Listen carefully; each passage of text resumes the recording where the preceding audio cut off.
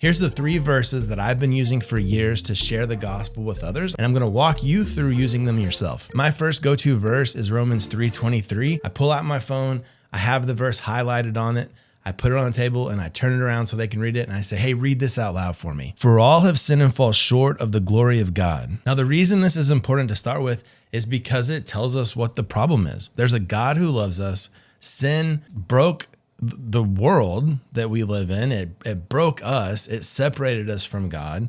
And then from Genesis 3, where we see that happen all the way through the rest of the Old Testament, God is saying, hey, I'm sending the one who's going to bridge that gap. But before we get to that part, we have to acknowledge that gap, the problem.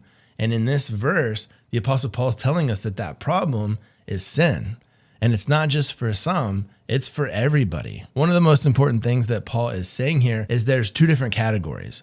There's those that have sinned, and then there's God. And the key difference here is God's holiness. Because of our sin, we've all fallen short of God's glory. So this isn't about comparison. This isn't about religion. This isn't about some self-righteous, legalistic way of elevating myself to God or getting myself into heaven.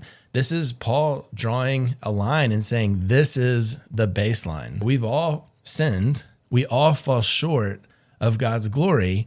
That's the problem. So I like to ask people, hey, what does this verse say to you? What's coming to mind? What words are jumping out off the page at you? What does that mean? And once they've understood, hey, there's a problem and we all share that problem, naturally, we're going to wonder, well, gosh, what's the solution? And that's what we're getting into when we look at Romans 6:23. So again, I swipe over to that verse, Romans 6:23. It's highlighted. And I say, well, read this one out loud for me. For the wages of sin is death, but the gift of God is eternal life in Christ Jesus our Lord. If at any point you find this video helpful, make sure to hit like and then subscribe. But let's talk a little bit about Romans 6:23 and why this is such a crucial verse to bring up when we're talking to people about the gospel. Again, after someone reads it, I like to ask them what they think about it. But there's really important stuff here that we want them to start understanding before we move them along to the next verse. There's a big difference between the word wage and the word gift. And as we're praying for them in our minds, what we're listening for, what we're wanting them to start to understand, the wages for that sin is death. And Paul very intentionally uses this word wage because a wage is something that you earn. You have a job. You agree with someone upon what your hourly wage is. My paycheck should be this. And so essentially, Paul starts this verse by saying, your paycheck for your sin is death. And that in and of itself is terrifying. And then there's this incredible word in that verse, B-U-T, but there's good news. That's bad news, but I've got some really good news for you. The gift of God is eternal life in Christ Jesus our Lord. That is an incredible addition to what's otherwise a pretty dismal verse. Can we agree on that? And the big difference between the first part of this verse and the second part of this verse is whereas Paul says our wages earn us death, he says that this eternal life in Christ is what? It's a gift. There's a big difference between earning a wage and being given a gift. That's the point that Paul wants to make. And specifically, this gift is from God to us, and that gift is given through something to do with what Jesus Christ has done. Now, as much as possible, I like to just listen and ask questions. This is really part of this 3-verse presentation where you get to talk a little bit about what Jesus did, like who he was, what he did. He's God's son. God sent him into the broken world. He lived this perfect life that we could never live. And he did that for us so that he could go to the cross, take our sin, and die on the cross for us. He died the death that we deserved after living a perfect life. But you know what? It didn't end there, because 3 days later, he raised himself from the dead. And then just in case, before we go to that 3rd verse, I do like to ask them a question that has to do with, well, if I had a gift for you, what do you have to do before that gift is yours. They have to do something. They have to receive it. And so if they get that, well, now the question is what? It's, well, how do I do that? How do I receive this free gift of eternal life through Jesus Christ from God?